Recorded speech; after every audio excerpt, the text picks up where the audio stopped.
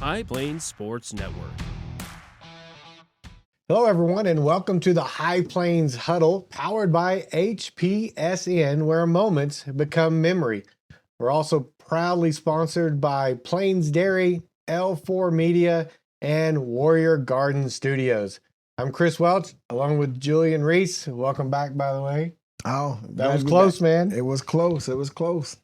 So we're excited to get this underway today. We've also, later in the segment, you'll see interviews with Reid Macon from West Plains, along with Darien Lewis from Palo Duro. I had a real good sit down with them. Sorry you couldn't make it. Julian's plane was running late. Had to get those guys out of here. But that was a great conversation. You'll see that a little bit later. What a weekend in football for us in the Panhandle. Some real good football. West Plains extends its dominance, 15 straight district wins, and their offense started to continue its course, and the defense was real physical this week. So, who did you pick last week? I picked West Plains. No, I didn't. I picked Randall. I didn't think it was going to be like that. Randall showed some oomph the last couple weeks, and they had a shutout with Hereford. I thought that it was going to be about the same, but I did pick Randall, and West Plains said, yeah, it's a good thing I guess I wasn't here with Reid. Yeah. We might have told him that you picked them. So I know he's going to message me later, or Deuce. Yeah, that was good. Well, I'll tell you what, Shallowater and Bushland, another instant classic there with that game. But it started from the beginning. Bushland kicks off, and they run it 87 yards back for a touchdown. That's how the game started. And pretty well, Shallowater stayed 1 to 2 touchdowns ahead. Most of that game, Bushland battled back, had a chance to win the game with about a 40-yard field goal roughly, and it was missed wide left. But Bushland continues to struggle, but Shallowater looking pretty strong, and so is Dalhart in that district. And I think this might help Bushland get pushed over the edge, though. You know, these close games coming to this point where they can see, okay, well, we can compete now with Shallowater if it comes down to it. So it may make a turn once you get to the playoffs. We'll find out. We shall find out. But Palo Duro is on 7 straight. Don't believe I would know when the last time that happened. Not only are there 7 straight, but they also clinched a playoff berth and a home playoff game. So your son that's going to be awesome. Your son had a great game. He had a great second half. Okay. He had a great second half. No, he here played comes real Dad well. into play, right? He played real well. But my nephew, EJ, he scored the first touchdown, 60-yard little end around, and he got us started jumping over the defenders and running, using his speed and getting to the end zone. We scored on the first play. Didn't score again offensively to that second half. So it was cool to watch. And then Deuce did. He played real well. Well, Darien had a big game in that game as well too, offensively. Yep, he's down there as one of our key performers here in a little bit too. Mm-hmm. So yeah, that was exciting. Well, let's look at some other scores. So in 5A, Emerald High 79, Lubbock Coronado 6. Jude had a day. 6 touchdowns. They played on Thursday, didn't they? He had down there in Lubbock. Jude had 6 touchdowns, over 300 some yards by himself. Didn't he have 5 in the first half? 5 in the first half. So he was a one-man wrecking crew. Deuce Hayden Patterson, freshman sensation there, cornerback, got his first interception, tiptoeing on the sideline. So it was a great game for Amarillo ISD. Abilene High though takes out Tascosa 24-6. Colton got hurt in that game, so it went a little lopsided. It didn't get away too much, but when Colton got hurt, things kind of changed a little bit. But yeah, Abilene got the better of Tascosa this weekend. Well, tell us a little bit about those 4A games. Well, we got West Plains 62-13. I picked Randall. I thought it was going to be a little closer, and I think they probably heard I picked Randall, so they took it out on Randall. Well, 62-13. Dumas Canyon. I picked Canyon. I picked Dumas. I picked Canyon. Dumas came in, and they beat Canyon, which was, I guess, Colton had a chip on his shoulder as well. But they came in and dominated. They dominated from the start of the game in that game. Yeah, so Dumas looking strong again. I think, they've got the one loss now, right? But got the one loss. And that one loss was a tough loss at the end of the game. So yeah. So I think that one loss kind of got them going. It sparked them a little bit. Yeah, for sure. Well, 3A, we already talked about Bushland and dropping by 2 to Shallow Water, and Dalhart 48-14 over River Road took care of business there as well. Because Joey got them on the road, they are rolling in Dalhart, putting up some good points as well. And I believe he also gets the winningest. He has the winningest record or winningest most wins as a head coach there at Dalhart as well. Yep, and then Panhandle putting up arena football numbers, 77 against Sunray. I guess they didn't like what happened last week either. And then West Texas, they are a legit team. They are a legit team, and they're making a statement known, putting 36 and having a shutout against Fritz. So, and I believe the Panhandle coach also reached most wins as a head coach there. Yep. So two big things there as well. Well, some of those key performers we'll talk a little bit about. Slade Russell over at West Plains and Jinx Phillips at West Plains just continue to be standout players for them as well. But even Avon, the quarterback for Bushland, while in a loss, he still went 23 of 30 for 259 yards and 4 touchdowns. That's super impressive. 23 for 30. That's pretty good. A young quarterback doing that. So in his first year, basically, that's pretty impressive. But how about King? 10 receptions for 112 yards, 2 touchdowns, and that big interception. Okay, so we really need to find the highlight. I can probably get it from my replays, but on one of his touchdowns, and this was one that we needed to score pretty quick to get back in this ball game. Avon throws it to the middle receiver. King is the deep receiver. It gets tipped. One of those. Forward. King gets it and runs it. He's wide open, and then he runs it on him. it was a tip drill. It almost looked like concentration drill. Yeah, it almost looked like the volleyball. When you're setting somebody up, that's about what it looked like. So that was quite the TD for him. That's pretty impressive. Darien had a big game, like I said earlier, with PD. He had 5 receptions, 126 yards, 2 touchdowns. One of those touchdowns came on a scramble from Deuce, and Darien kept running, and they just did the scramble drill. He laid it out there. He ran up under it and ran it in for a touchdown. So that was pretty impressive. Then you had Raymond Johnson, another big game. He had 109. I think he had a little bit more, but 2 touchdowns, very explosive. He's starting to finally find his role, and he's rolling right now. Then Deuce came up. He's actually was 253 yards. Yeah, passing. I think we got the stats wrong there. Yeah, 250 yards passing. He threw for 4 touchdowns, and he ran for another one. So he had a big day, big second half. Wow. He had some. He had somebody talk to him on the sideline right before he came back in. It was pretty. I don't know what they said to him, but it sparked something. Wasn't you? I don't know who it was. Well, Trussler over there at Dalhart, 313 total yards and 5 touchdowns. He continues to be the heartbeat of that offense. He's playing really, really well. When your quarterback's playing well, your team's going to normally roll with him. And he's playing well, and he's doing a good job. So I'm excited for them. Turner, the Canyons running back, 165 yards and 3 touchdowns. Canyons quarterback at 172 yards, touchdown. 9 for 12. The efficiency with a lot of these quarterbacks is really impressive. Like I said, it's pretty key. Yeah. Possibly because of 7-on-7. That's the one benefit of 7-on-7. You get multiple throws, get to learn how to be more accurate, and your receivers, timing, all those things come into play. So it's really showing a lot of the stats from the quarterbacks this year. It's not real lopsided 5 for 30 and all that thing. So it's pretty good. Yeah, and so last quarterback there, Robinson over there at Panhandle, 266 yards, 7 touchdowns, 5 passing, 2 rushing. Yeah, crazy. So when did 7-on-7 kind of start to get more? Is it really picked up the last few years? It's picked up the last, I would say, 2 years. It's picked up a lot more. And then also the high schools now in the last year or so are really getting involved in it, the actual schools. Okay. 7-on-7 is a great tool when used right. It gets abused just like AAU. So we kind of stay away from it. I stay away from it a lot. But only when it's in like a high school setting. The college coaches like it then. They like it more in a high school setting because they're high school kids. They're not making these makeshift teams just to win, but you're able to use. Like we went to state this year for the first time, and we were able to use Coach Mims use his actual play calling, some things that he wants to see in the season, and like real plays, or not just concepts that he want to put together and work with and all that. And you can see that from the maturity of what Deuce is doing and those receivers are doing together. But then you get some coaches that just say,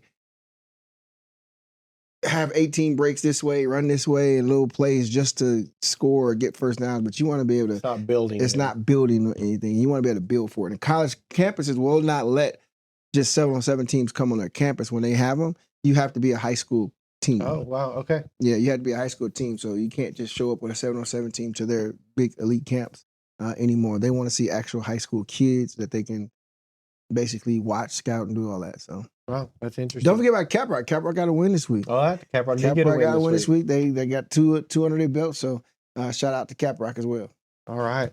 Well, volleyball real quick. Canyon and Randall doing great there. In fact, the West Plains Lady Wolves actually swept Canyon yesterday. Wow. In 3 sets. And so they earned their district champions. There'll be a share of district championship with Randall.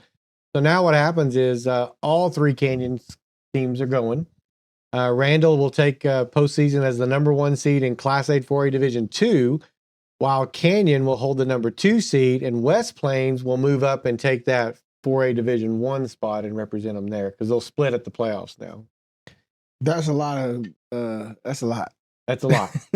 Amarillo High and Bushland still very much in control, and we're going to have a guest on next week from Amarillo High. We are. We're going to have Coach Burns. She is right now the MVP of coaching in this area, and what she's doing at Amarillo High is so impressive, and we're going to have her on to talk about what she is doing and how she get there. All right. Well, let's jump into predictions. I don't know. I'm not keeping score yet, but I think I'm winning this prediction. No. We're going to have to go back and watch episodes and get a tally. We wanted to see. All right. So, die hard at Bushland. Got to go Bushland. Yeah, I got to go Bushland as well. I think it's going to be a really good football game. It's going to be close. I think it's going to be low scoring. I don't think it's going to be a big, high scoring game. But when I say not high scoring, I don't think it's going to be over 30s and all that. But I predicted 35-28 last week against Bushland. It was 28-26. That was pretty close. Yeah. Dumas at West Plains. West Plains. I take West Plains, but I take West Plains by double digits. I would agree with that. I think it's going to be a high scoring game. Yeah, I think it's going to be a high scoring game offensively for both of them. Yeah, same. They're going to have to contain Colton, and I don't know if West Plains can contain a true mobile quarterback like Colton. That will be a big test for them for sure. Hereford at Canyon. Canyon. I take Canyon. PD at Legacy. PD, of course. I think they'll kill them. Amarillo High at Lubbock. Amarillo High, agreed. Tascosa at Caprock. Depends if Colton's playing. Really good. I'm being out. It depends if Colton's playing. You think Caprock gives them a game? I think Caprock gives them a game if Colton's not playing. Okay. Colton is the heart and soul of that offense. He's that kid at the quarterback. And yeah. I haven't seen anyone else really play it. So yeah, their defense will hold Caprock. But can they produce enough offense? Yes, that's gonna be my big without Colton at quarterback. Okay. Randall at Pampa. Ooh. I'll take Randall. I'm gonna take Randall. Randall. What confidence, Randall? Do what? What confidence, Randall? Okay. With confidence. By the way, we are both drinking the butter pecan.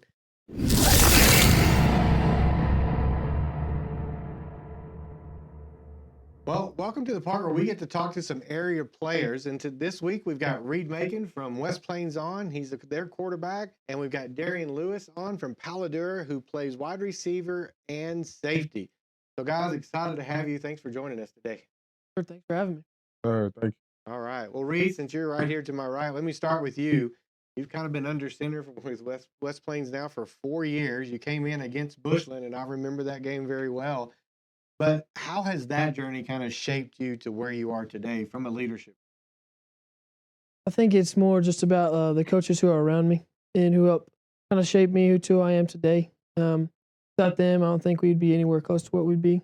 And not just me, but as a team in a whole. I think that also credit to my teammates. They do an outstanding job. And it helps because everybody's bought in. And it helps when it's easy to be a leader when everybody wants to go the same direction. So it's been quite a journey for West Plains as well. And I guess you could say you've been their only starting quarterback for 4 years. Well, considering they just started that year Yes, as well as sir. the first team. So, Darien, not only do you play football, you're a pretty good wrestler too, right? Tell us a little bit about that. Been wrestling ever since I was a little kid, and it just always stuck around. And I'm a competitor at heart, so it's easy to be good at that sport. How does that mindset from wrestling kind of translate into Friday night or Thursday nights, depending on which one you're playing? It just translates in a way of like a winning mindset. Nobody never wants to lose. Yeah. So you're a state champion in wrestling, is that correct? That's correct. How does that help you kind of push that team to say, hey, been there, different sport, but help that motivate that team as a team? It helps motivate the team because they seen I won state championship, and that's goals that we had set all year. When I first came to Palo Duro, so it just motivates them. Like he won one, let's win all together. Okay. So for both of you, what's one thing maybe the fans don't understand about your team's identity? Maybe something they don't see. They'll start with you. I think they don't see like the hard work and the dedication that goes on in practice or behind the scenes in film. I think that it's hard. It's easy to see like the good things that happen on the field and the bad things also, but they don't see the dedication and the hard work that's put in off the field and behind the scenes. Okay. What about you, Darien? To be honest, what Reid said, they don't see the hard work and all that thing, but furthermore, they don't see brotherhood we have. They don't see the connection we have off and on the field. Those are my guys for life. So both of y'all have had some close games. Early loss for PD. Y'all had a tough loss against, was it Liberty? Yes, sir. Right?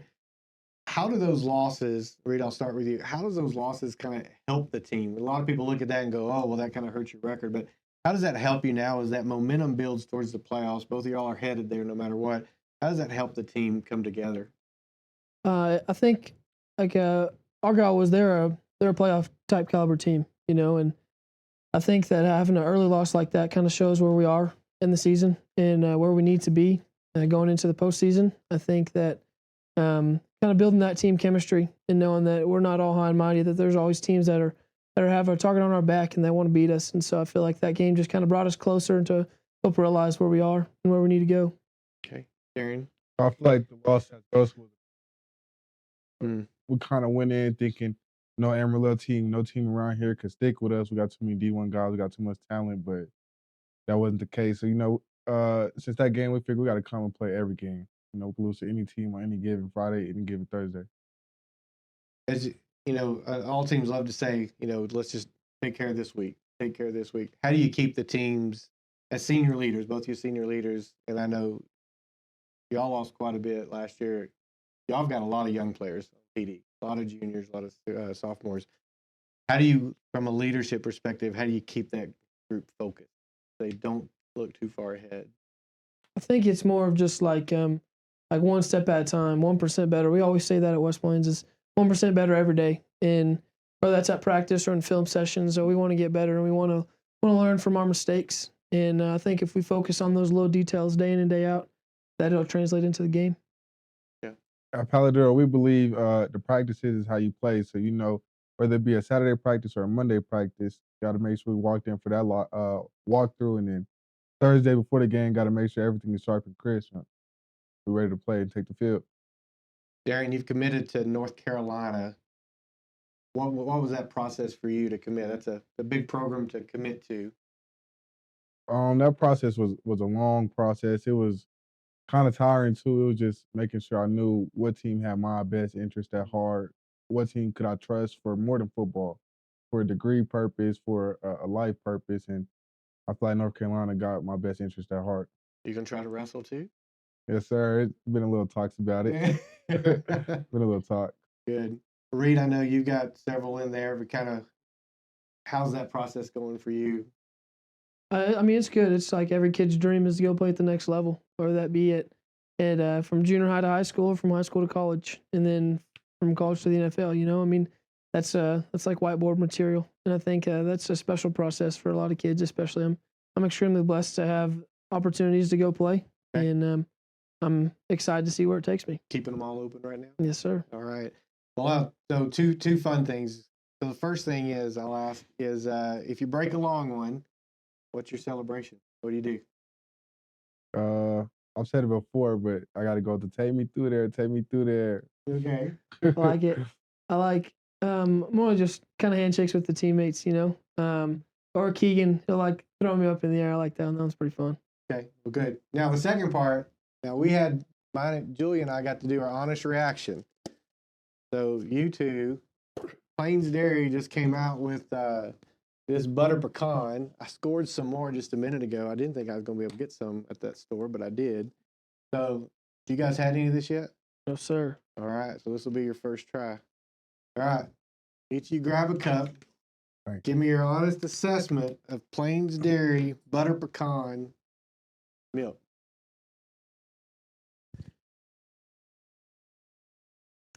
I mean, I kind of like it, to be honest. I wasn't expecting it to be like that. Really sweet. Really sweet? Yeah. Yeah. Better pecan taste to it. All right. I like it. There you go. Kind of surprised. Well, he went back for second, so there you go. That's always good. He needs a second taste after he got it on his palate. Yeah, that's definitely, it'll be good with a cookie. Well, I got cookies up there for you guys, too. Hey, well, Reid and Darien, thanks so much for joining us. I really appreciate it. You guys are really leading your teams well this year. I can say that. I've watched enough film to see that happen. And so I just want to encourage you, keep leading well. Keep that group, you guys stay grounded.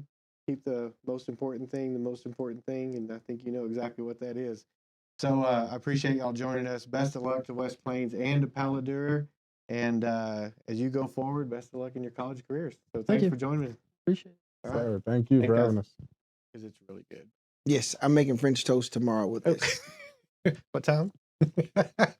French toast in the morning with that. Well, let's talk a little bit about college. I don't have it up in front of me. But I will say this. I thoroughly enjoyed watching my Aggies last night. Not the first half, but the third quarter was a blast to watch. I don't know what Elko said to them at halftime. Well, whatever it was, he needs to make sure he says it every time because they came out and they look like a completely different team and just dominated LSU. There was nothing else you could do with them. Nothing. Oh, I know one thing we need to mention though. How about West Texas A&M ladies going down and beating Arizona in an exhibition game? Yeah, and they were shocked. They were so shocked. The crowd, everyone. Arizona had a time where they got the rebound off a free throw, I think it was. They came back down, tried to get a score, missed off the bucket, and WT came in there and got them a win. How about that? Hopefully that sparks some. I would believe that some of those girls, maybe ladies, get looked at from that coaching staff. Yeah, I mean, that's a great way to show up. Mm-hmm. There, right? Right there early, they thought it was just going to be probably a walk in the park. UCLA. Woo, 56-6. All I do is win. Google me. He said, Google me. Everything he wears, Signetti, he's a winner. So my nephew had a pretty good game again, kind of quiet, but they came in and they showed that they are a dominant team. So I'm just waiting for that Ohio State Indiana game. It's gonna be a good one. Yep. Alabama sneaks by South Carolina, and by is really sneak by. We watched that game, and the restaurant went kind of wild because somebody on the inside was messing with the TV, and the two TVs connected, and it came down to that 1 minute, and I thought it was going to erupt over there. But man, the defensive line is really what showed up on both teams in that fourth quarter. Yeah. Oregon, it looks close, but I mean, it's 21-7, but Wisconsin didn't get that 7 till very end, but still closer because that's an unranked Wisconsin that they were playing. Right. What about Cincinnati demolishing Baylor? What's up with that? I couldn't see it. Sawyer, their quarterback for Baylor, he's Lubbock Coronado from this area. He was in the Heisman watch as well. But Cincinnati's defense is playing real well. Again, Tatum Barnes from Tascosa High School. He's a starter there at cornerback, having a pretty good season, and they just dominated from the beginning to the end. Texas Tech comes roaring back. Texas Tech goose eggs Oklahoma State. I wonder what. Would you have thought that? No, not what. I would have thought that if Gundy was there. Yeah, no, I would agree with that. Definitely. I still think that was a premature decision. Agreed with that. Louisville snuck by Boston College 38-24. I thought that was a little bit closer than I would have thought. and the other one would be Texas squeaking out a win against Mississippi State. Texas squeaking out a win. Arch gets knocked out, I believe, in that overtime game. He got out, and then they came in and did some things. But Was that a touchdown? Did you see the replay of that? No, I didn't. I didn't get to Go back see and it. watch it. That touchdown that he throws in the corner, it looked like his foot was up. I don't know. Go watch it. You'll see it on the replay. We'll see. I don't think it's a touchdown. Houston upsets Arizona State 24-16. And Arizona State came out strong, but Houston was a little bit stronger in that game. Michigan battle of the Michiganers. Michigan State lost. That's my sister alma mater. She started as a point guard at Michigan State. So, but Michigan took them down. They're starting to get a little on a roll. And BYU, again, that game, Iowa State started off strong, and BYU came back, and they're just playing really good football the last 3 years. Oh, last one. How about Memphis knocking out South Florida 34-31? Wow. Wouldn't have guessed that one either. Never guessed that. Thought South Florida was going to win. They came out, were winning primarily the whole game. And yeah, they got. Belichick's having a tough time right now. I don't know how much he's liking college football. He's squeaking by. but look what's going on. They're close games. Next year is going to be a Belichick year. You think so? Yeah. Oh yeah. All expectations we put in place, and it'll be done right. But we can't skip over Colorado getting blown out. Oh my God. I thought they were going to get goose egg. I was like, man, this is embarrassing. Yeah. But they only scored 7 points, gave up 1,000. I know Dion's not too happy. Coach Prime's not too happy right now. That's unfortunate. Well, thanks for joining us this week on this episode of the High Plains Huddle.